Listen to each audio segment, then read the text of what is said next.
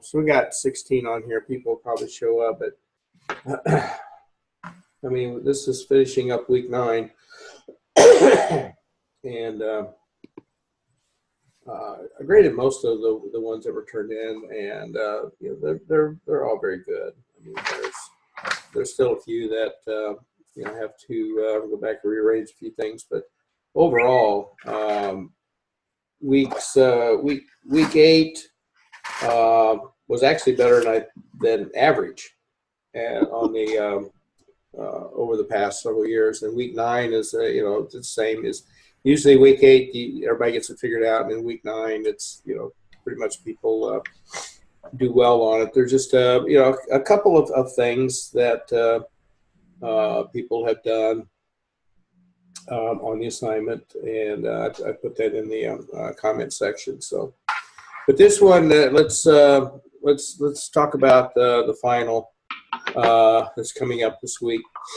There are a few that have taken it, and I'm not sure. I think some had to take it because of scheduling, and some, I don't know, some took it for whatever reason, but some did pretty good and some did not do pretty good. So that's why I wanted to have this before everybody started taking it, so we could clarify a few things on there. So anyway, what you're going to be looking at, there are 35 questions. I went through it, and all the answers are correct. Okay, so the first thing you really need to do is you need to look at terminology on what it's asking. Okay, that is really critical, because it's going to use stuff like preference. It's going to use stuff like I forget the term. Let me see what. Hold on. If I put something up, can you see that? Can you see that? No, I can't. You can or can't? I can't. Okay, good. Because you're not supposed to. I'm trying to find the one here that has the terminology on this that you need to make sure of. There's going to be 3 probability questions. Yeah. Okay. So you have, there's the term used in there alternately. So you need to really look how it's used in context to what the question is asking. Okay.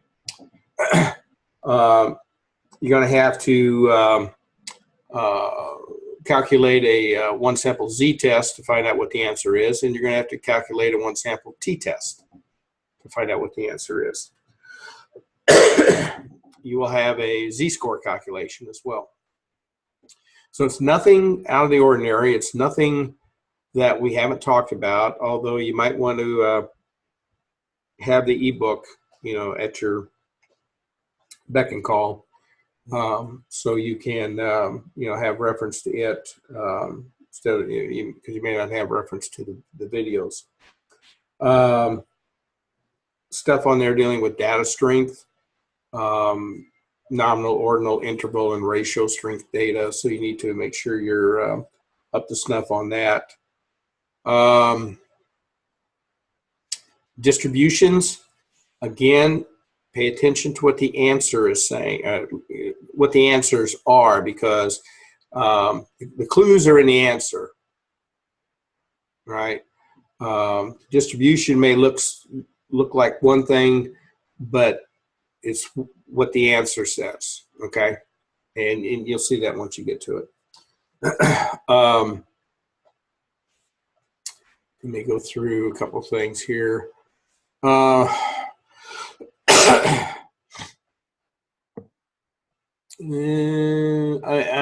going through what I'm looking at is the final right now. And there's nothing on it. There's going to be a combination. You're going to have to calculate a combination. So make sure that you understand how that goes. But the rest of it is it's all straightforward. There's nothing trickery. There's nothing tricking. There's nothing that involves any trickery. There we go. Maybe that's the term I'm looking for. All right. So, but you have to make sure that you spend the time, read the question, and make a determination of what it is. You also have to, you'll be calculating a confidence interval. And what I'm going to tell you there is that look at the symbol that are in the answers to determine what number to use. Okay. So they, the thing that I try to stress in the final exam is that it's nothing that we haven't covered, and it's nothing that is sitting there trying to trick you into one way or the other. All the questions are straightforward. You just have to pay attention to the terminology. Okay. So as you go through that, make sure that you allot non-interrupted time so you can focus on your stuff. Make sure you have everything in front of you that you want. Make sure you have access to the ebook, whether it's on a computer or you've printed it out or whatever you've done to it. So when it's talking about distributions, mean, median, and mode, you can go to the table of contents and you can look and find out what chapter it is. Okay. So don't confuse positively skewed and negatively skewed. Positively skewed is all the stuff usually happens up front, and then you have the stragglers. So the tail of the distribution points toward the positive end of the number line. In a negative skewed, it's usually bits and pieces, and then all of a sudden it hits. It's like I think I use in the book. It's like paying income tax. So starting in March, there are people that pay a little bit at a time, but as you approach April, then a whole bunch of people. So it's going to be a negatively skewed distribution because the tail distribution points toward the negative end of the number line. Also, you need to know how to determine whether the distribution is positively skewed or negatively skewed or symmetrical based upon given the mean, median, and mode. Okay, so you'll find that in whatever chapter it is in the ebook on how, once you're given the mean, median, and mode, how you can determine whether it's a positive or negatively skewed distribution. Other than that, I say it's make sure you go over calculating a z-test, one sample z-test, and a one sample t-test. Because it's not going to tell you to calculate, this is a t-test, this is a z-test. So you're going to be given a question, and you're going to be either given the standard deviation, which is a z-test, or you're going to be given the question with no standard deviation, and of which you're going to have to calculate a t-test. Also understand, again, pay attention to the difference between the standard deviation and the variance. So if I say, what is the relationship between variance and standard deviations? What will somebody tell me? Anybody? Remember? Yes, no, puppy dog again? No. Oh my gosh, you're breaking my heart. Okay. In the formula that when you calculate the variance, the next to the last step is the variance, okay?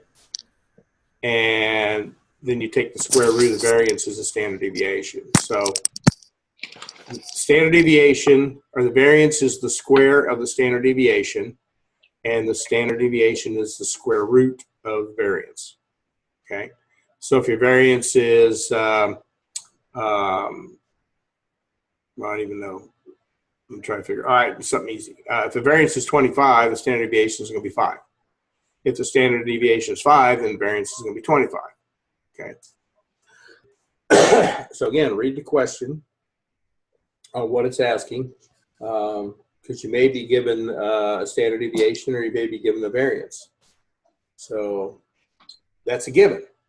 So if you're given a variance, that means that it's still a z-test because it is given. All you have to do is take the square root of it and it gives you the standard deviation. All right, so those are things that really enter in when you start looking and thinking about what's happening in the final exam. So, I mean, I don't know anything else to do except, don't go in absolutely crazily nervous, because then all of a sudden you start forgetting everything that you've learned. You know a lot more than you think you know, but sometimes fear and anxiety and stress has a tendency to negate knowledge, okay, and common sense and logic. So just understand that. Nowhere do you have to turn in a 7-step process or anything. I mean, it's just, this is all multiple choice. So you're going to have to calculate it to come up, make sure you get the right answer. So if you're not calculating it right, then the answer is not going to be there, because I've tried to calculate in a lot of different ways. So ways that, many students would calculate. So one is correct and the other 3 are not correct.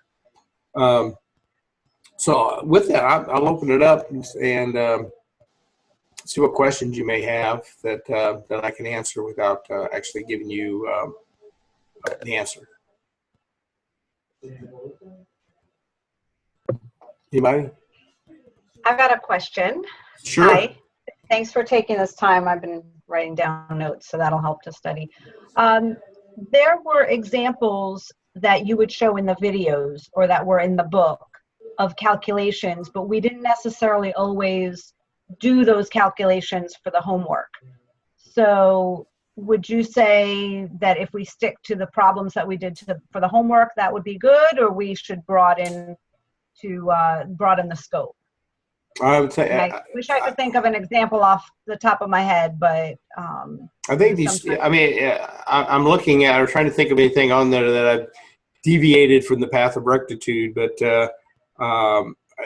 if you use the same calculations that we did in the assignments, that's solely that's what I tried to base the final exam on. So okay, so they align well, the homework and the exam. Yes. Okay, great. Absolutely. I'm trying to with this, trying to minimize some fear, but also give you some pointers on what to look for in there, because I know it's mind-boggling, and we are in week 10 and everybody's just kind of brain dead, crazy. But yeah, hey, we're week 10, I mean, and everybody is almost alive still. So we're at the finish line. Well, tonight's assignment's the last basically major. I mean, that's it. I mean, week 10 is you're doing a PowerPoint voiceover, and please make sure. Oh, my dog. Please make sure you do the voiceover, because that's a requirement. I'm waiting for my dog to shut up. Okay. So please make sure you do a voiceover, because that is a requirement to do that. And also you've got discussion questions, which is more of a reflection type thing. And I think that's it. And then, well, of course, you get your benchmark that a lot of people have done and have already turned the certificate in. So please understand that I'm not going to immediately turn around, sign it, and send it back. So I've had some people say, "Hey, where is it?" I go, "Hey, remember I told you I'm going to put them on the file, and then the Sunday after class, I'm going to sign them all and scan them and send them back to you." So sometime after the final class, you start getting an email with the signed certificate. So, but the benchmark, I've had several, I get several a day that they pass it, which is really good in the final. So, but please understand too, at midnight next Sunday, I think it's midnight, but I wouldn't, once the class closes, there's no getting back into it, take final exam. And, so I think a year ago, someone said, "Can you open it up? I missed the final exam." I go, "How can you miss the final exam?" But no, I can't open it up. You're going to have to get special permission, to do that. So I wouldn't, I wouldn't wait till the last minute, but I would make sure that you have the allotted time to do that. So, but overall for the class, I mean, I've been really, really pleased with what everybody's done. And I know there's some anxiety because people want to do better, and they're just things that happen. There's terminology that's missing, and on certain things. And after the final exam is done, after the class closes, then I'll send an email out to everybody with the explanations of the answers on the final exam. So at least you'll have that and figure out why it was done the way it was done. So, and how the terminology was read and everything. So hopefully that will help. So as you go through all this, maybe go to the, when you go to the quantitative side of it, it will help you there too. So I've had a couple of people ask if I teach the quantitative methodology, and the only time that I teach that is that if, there's not 2 courses of stats, but that hasn't happened in 3 years. So I have taught it. I mean, I designed it, so I have taught it, but somebody else, I think, is they got assigned to teach that. But it follows the same. There will be a 7-step process when you do an independent T and a NOVA, but a lot of this is preparing you in the research realm. So you're actually going to analyze some concept papers, and it's going to tell you what a concept paper is. There's sections on proposal, sections on dissertation.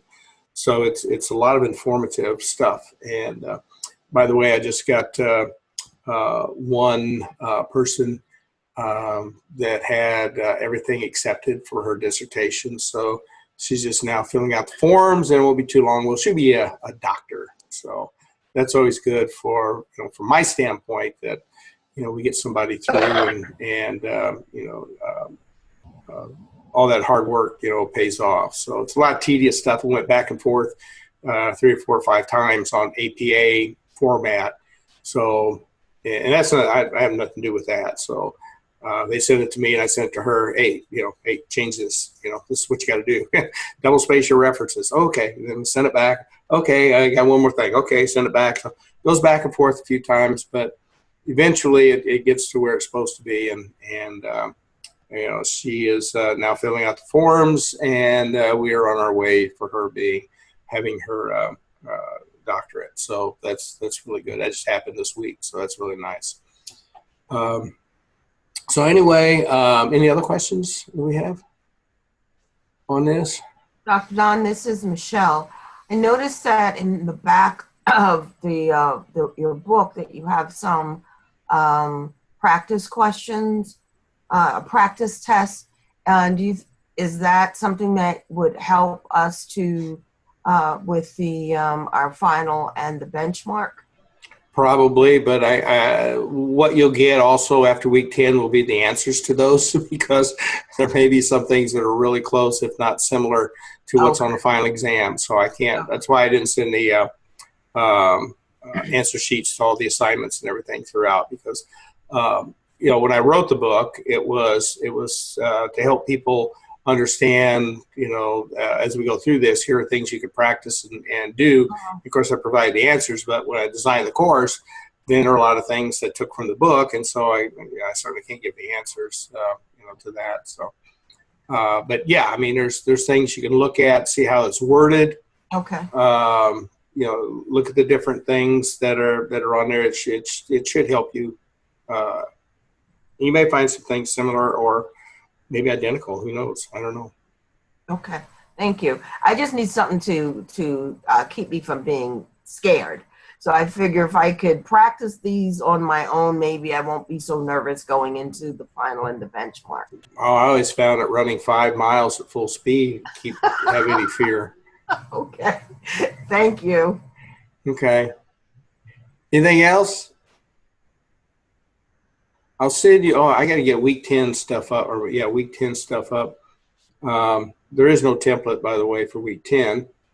And I also send you a couple things. I always get questions, what do I do, in my spare time or whatever. And so I'll send you a couple of links to some things, and you can open it if you want to, and you don't have to open it if you don't want to, because, it's just things that I do that I enjoy. So. Hi, Dr. DeMoen. Yeah. I have a couple of questions. One, the review that you sent us, that's what I've been working with. And I think you had mentioned at the last Zoom conference that would be a good idea to cover all of the things that are in that review. The second thing is for the Z-test question, the standard deviation may come in the form of a variance, right? It can. And we figure it out from there. Yes. It can come in form. Can you hear me? Yes. Can you hear me? Hello? I can hear both of you. Yeah, we hear you. Okay. Maria, can you hear me? You're frozen. There you go. Oh, okay. You're unfrozen now. So the answer to your question is, if you're given the variance or the standard deviation, it will be a Z-test. Yes. Yeah. But And you have to go from there. Yeah. It could come in the form of either, though, Yes, either one. right? Yes. Okay. Either one. And then just to follow your review is a good idea, right? Um, Review you sent out. Yes. But I wouldn't rely solely on that, but it's really good to help. Truthfully, I put it together so long ago, I forgot exactly what's in there. If it does cover Z-test or variance, or I think it does cover most of the main topics: mean, median, mode, variance, and so forth. So Okay. a lot Yeah. of neat things all the way. Okay. All right. Thank you. Oh yeah. Anything else? Oh my gosh, it is. It's coming up week 10. I cannot believe this. Hey, Dr. Don, it's David. For the benchmark, is there a lot of the statistics on benchmark, or are there other things that are beyond that? It covers stuff from your first research course and the stat course. So there will be some quantitative things that from this class, and there will be some research-oriented, dependent, independent variables, sample size, things of that nature from your research course.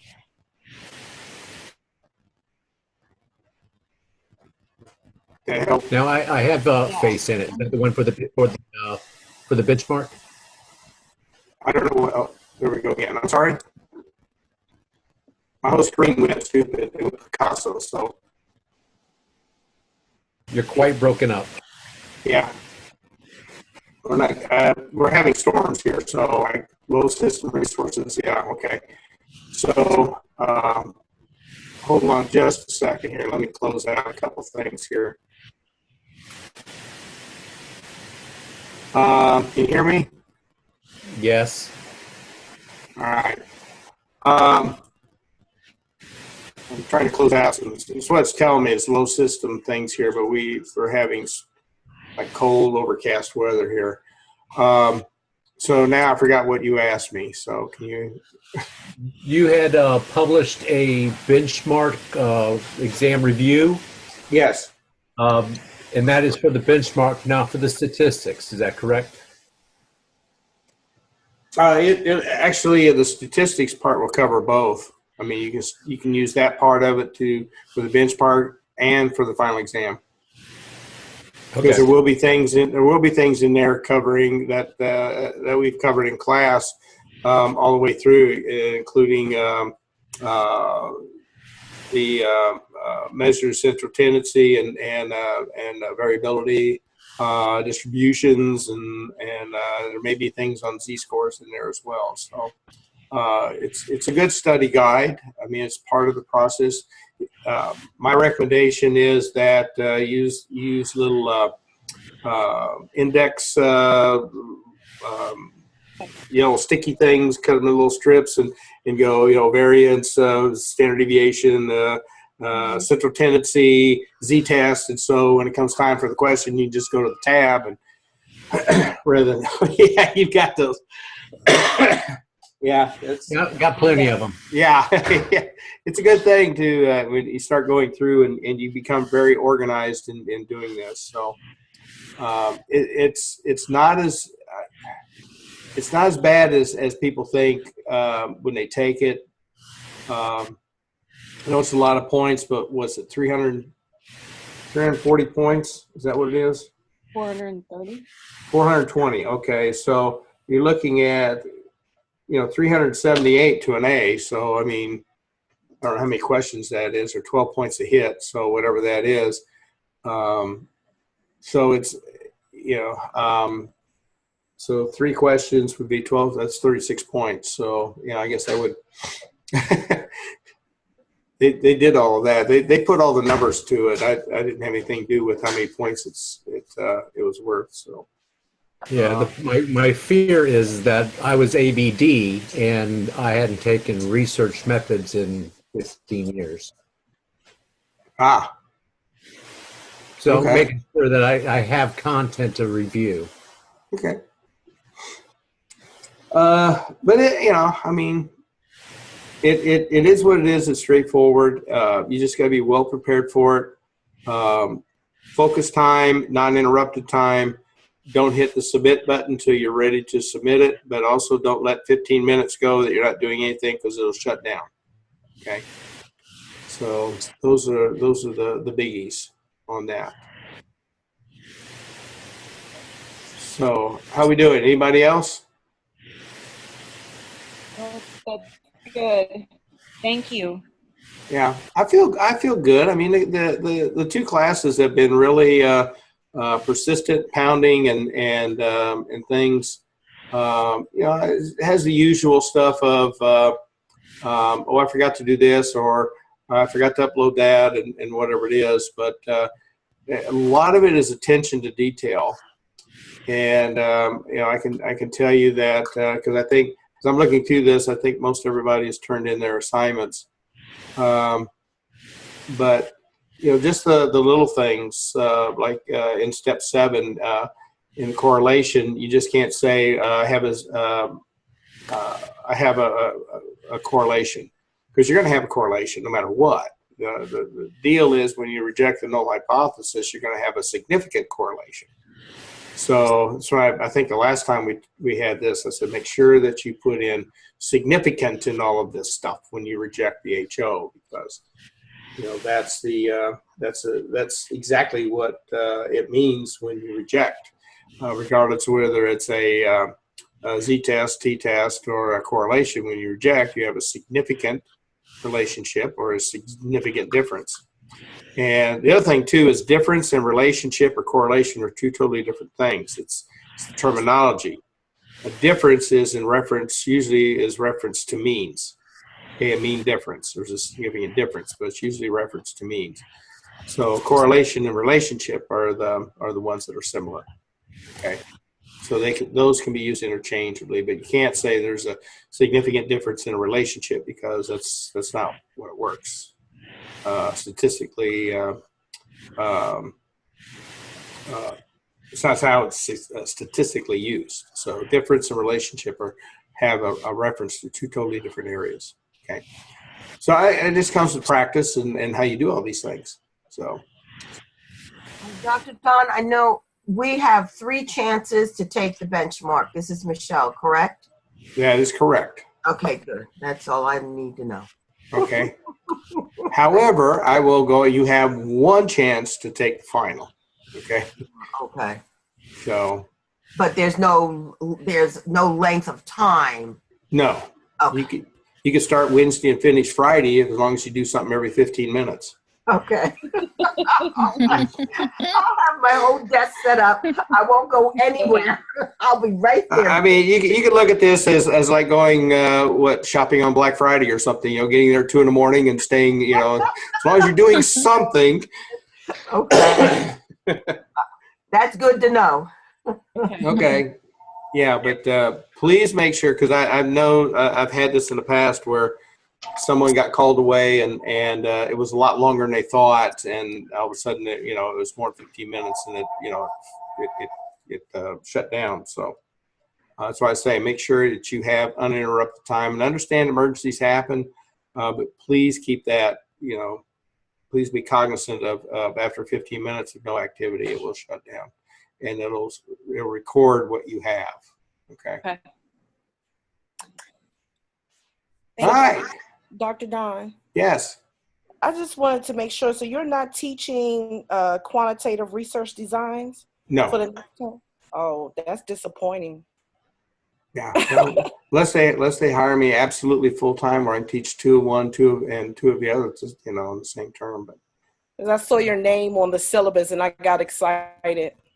yeah, well, it's there because as a course designer. So, but I don't know who would be teaching it.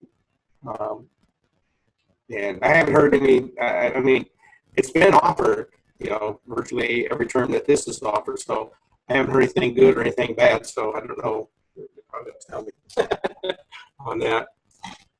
So, Well, I have definitely appreciated you in this process. Thank you. well, thank you. I enjoy. Like I say, I enjoy what I do. I'm not. I don't have the energy right now as I usually have. Just been. This weather's kind of taking control of my brain cells here. So, but I think I pretty much got everybody scored that's turned it in as far as week 9 assignment. And right now I'll go ahead and get stuff up for week 10 and your portfolio item for week 10 too. So, and yeah, it's one of those things. I mean, if you want to open it, open it. If you don't want to open it, don't. I mean, it's. I don't want to. What do you say? It's. Okay. Well, I played bass for a Christian group for 10 years. So this is some of the things that we did. We wrote 42 songs, recorded 35 of them on 3 CDs. So this is kind of give you an idea of the fun that we get to have, playing in concert. So yeah, this one I have is like it was in Nashville. So. But anyway, like I say it's a lot of fun, and if you open it up, great, enjoy it, because I certainly do. So, all right, anything else? No, Dr. Don, I want to tell you that you took the fear out of statistics for me. And this is Michelle, and that's not an easy task. So I truly appreciate all of your encouragement and the fun way you presented statistics to us, because I mean, stats is fun. Matter of fact, I've done some research a long time ago, and this latest incident in Florida at the school, and a lot of stuff that I did in the research I did over 10 years was from what happened at Columbine. And it's received a lot of good stuff, but I've never put it into an article, and so I presented it, just all over. I was in Beijing a few years ago and presented it to a national conference there. It's a pretty interesting stuff. So I'm now going to put this in an article form. So I just got all my PowerPoints and I'll start writing it. And get it published. And actually, I'm thinking about just doing a YouTube video with all of that. So we'll see how it goes. But that's what I'm saying. It's research and stats is a lot of fun, but it's also something that can make a significant impact. Yes. On the literature, and this is what this has done. And it's in the instrument that came out of this is actually in the APA database for people at the American Psychological Association. So it's in their database. And I just haven't, you get to a point in time, you go, okay, well, this is old hat. Columbine happened long ago. Then we had Sandy Hook, and now we got this. So it's basically, it's getting into the mind of people that can commit violent acts without remorse and so forth. So some instrumentations and everything. So it's kind of neat. So you may see that up on the YouTube every now and then. So if it does, if I get it up on YouTube, I'll send you a link to it and see what it is. That's wonderful. Please do. Thank you. Thank you so much. So, but stats is great stuff. I mean, it'll change your life once you use it in the way that it's intended to be used. So good Well, stuff. at least I know now that it's possible. I didn't know before. Well, you know what's gratifying on this end too, is especially in week 9 when I start seeing, the 7-step process all the way through, and even though there were some, terminology, things that needed to be done all the way through, it's just 7 steps, man. You go through that and I go, wow, this is great. I mean, you struggle through it in week 8, but week 9, like I say, most people have it down, and that's what it's all about, is understanding how everything works and how you do it in the summary and come up with a conclusion, make sure they're identical. And one of the things that I do want to say is that came out of this, make sure, because you write your concept paper, your proposal, your dissertation, you've got to be consistent all the way through this. So if you're going to use a certain number, use that number. Don't use something different, in chapter 2 or 3 rather, that you used in chapter 1. So for example, people use critical value 0.423, which is really great because that's what it is. But then in step 6, they use 0.42. You see how you're not being consistent. And so that's the point where you have to be. And again, do not round critical values. That's established by the research community. So if it's 0.463, then that's the critical value. It's not 0.46. Dr. Dean. Okay. Yes. I do remember you saying at one point to stay away from mixed methods research. Can you tell me why you say that? Yes. Hold on. I'll still record it. I'm going to say, number one, I'm not a real big fan of mixed methods in the dissertation aspect, because mixed methods is basically doing 2 dissertations in one. You're going to do a quantitative side and do a qualitative side. So you're going to do two literature reviews to support, one to support the qualitative side and then one to support the quantitative side. Then you're going to have research questions for the qualitative side, and you have to have research questions for the quantitative side, plus hypotheses. Then you have to go do your, okay, you see where I'm going? Wow. Yeah, then you're going to have to do all your triangulation for your qualitative to get all your data for the interviews and surveys and everything. Then you're going to have to collect samples to do the quantitative side. Then you're going to have to put all this stuff together and write it. And all it does is increase the likelihood that you're going to commit a lot of different errors that you're going to have to do and redo all the way through the process. And it's a time-consuming process. So I basically say it adds 6 months to your dissertation journey, if not more. Wow. Thank you. Okay. If you want to do all that after you get your degree, remember, your whole goal is to get your degree, get a signed dissertation. That's it. Okay. Now, after that, if you want to research whether, serving a lot of candy is causing and student achievement are related, free to do that. Although I wouldn't recommend I have a question. Yeah. I have a question about the last discussion post, which is pretty eye-opening to me with regard to absolutism. And I feel like a lot of what my questions are is that if something works here, it should work there. And so now our last readings have caused me to rethink that. So as a leader, in considering what to implement as what is a best practice, now I feel like I'm back to the drawing board, because there's no way to grab an entire population and assign a best practice. It's continuously testing. So I just feel like it was kind of unsettling to me to kind of read that, Yeah, it's an eye-opener, because a lot of people, and the example I use in there is smoking and lung cancer. People have this a level of absolutism with that, and it's cause and effect. And you have to understand that you can't look at cause and effect in that manner. The effect of smoking does not necessarily cause lung cancer. If it did, it would be absolute. You smoke, you're going to get lung cancer. But there are people who smoke 90 years and have never gotten lung cancer. There's people who never smoke that do. So that's what we're talking about, cause and effect. It's, you have to be real cautious on how you report these things, that you're not reporting absolute, the correlations or things of that nature are absolutes. The only way it would even become considered, I mean, you're absolutely sure you're going to die. I mean, that's an absolute. Okay, you're not going to live forever. That's an absolute. But whenever that happens, and everything in between could be a cause and effect. And you have to be really cautious on how you use cause and effect.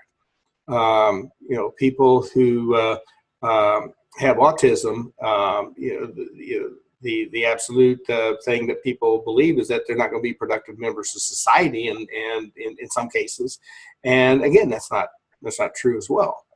So a researcher has to be very cautious. That's why I always say in there, research never proves anything. It only supports or fails to support. So when you see a commercial, here's our diets, our clinical tests prove. No, I mean, that's something you stay away from because it doesn't prove. It only supports or fails to support. So, John, you're sharing your screen. What happened? John hit the shared screen button. Okay, there we go. All right, so yeah, it rearranges. That's why being a scholar in the making, a doctoral scholar in the making, rearranges the way you look at things and see things. And people talk about absolutely, well, my research proves. Oh, no, it don't. It doesn't. Yes. I got a quick question. Sorry. I missed out on part of the explanation in regards to rounding for critical values, or let me look here.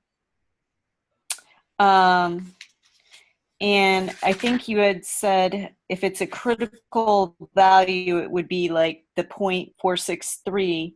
You don't round that. That's correct. If that okay. So I wrote that down, but in the questions that we are for our homework for our application, I believe we were supposed to round steps 5, 6, and 7. So in those questions, I may have rounded, I'm not sure if I did the right thing. I'm sure that's probably what you were asked before, but I missed part of this podcast. No, when it says rounding rule, you round in 5, 6, and 7. That would be the observed values, not the critical values. Okay, not the critical. Never, okay. never, ever, so never, I ever. might have done it right. Okay. Yeah. I hope I did. So, all right. Thank you. Okay. So never ever round those. No's. Got it. Because they are set for a reason, and okay. that's the students' T distribution. Matter of fact, all the critical charts, critical tables have been set for gazillion years. You may find some books that may round them. That's up to them. But no, when you see something that's in a critical value, that's what you use. Okay. No matter what, whether it's T, Z. Doesn't matter. Doesn't matter. It's what's in the table. Okay. So the table is going to be what you use. Okay. Okay. Thank you. Okay. Anything else? Oh, this is exciting. Yay.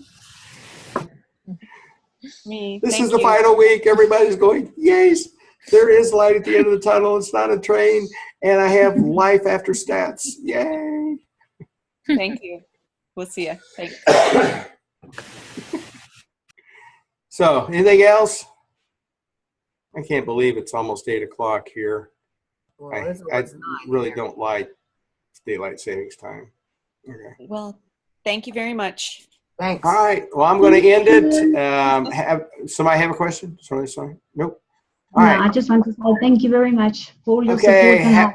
Have a great week, and I'll send all that stuff. I get all that stuff up in the announcement section as soon as we hang up here. So, All right. Thank you. have a great one. Good luck. You. Yes, sir. Thank you. Okay. Thank you, sir. Appreciate it. Bye-bye. Bye-bye. Bye.